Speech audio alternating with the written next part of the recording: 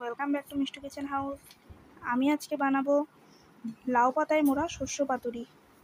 রেসিপিটা বানানোর জন্য আমি নিয়ে নিয়েছি এখানে কিছুটা শস্য, কিছুটা কাঁচা লঙ্কা বাটা, আদা বাটা আর জিরা বাটা, আর এখানে কিছুটা লাউ পাতাকে আমি ভাপিয়ে নিয়েছি।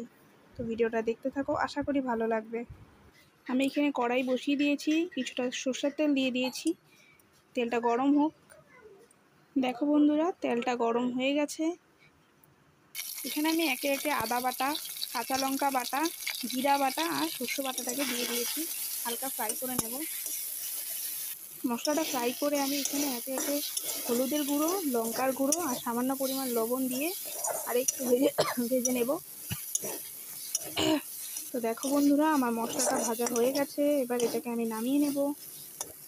লাউ পাতাটাকে আমি এইভাবে মুড়ে নিয়েছি। এবার এটাতে আমি করে রাখা সর্ষের মশলাটা আমি দিয়ে দেব।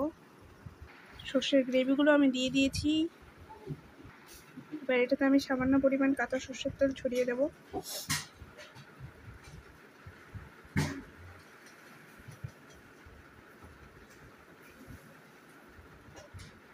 এবার এটাকে আমি এভাবে মুড়ে দিব। দেখো,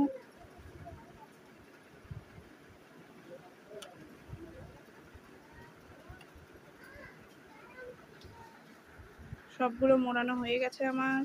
এবার এটাকে আমি ভেজে নেব। আবারও আমি কড়াই বসিয়ে দিয়েছি, কিছুটা সর্ষের তেল গরম করতে দিয়ে দিয়েছি। তেলটা গরম হলে পরে আমি এভাবে এটাকে দিয়ে দেব। এভাবে আমি উল্টে দিলাম। আমার লাউ পাতায় মোড়া শস্য পাতুরিটা হয়ে গেছে। কেমন লাগলো আজকের ভিডিওটা? ভালো লাগলে লাইক, কমেন্ট, শেয়ার করো।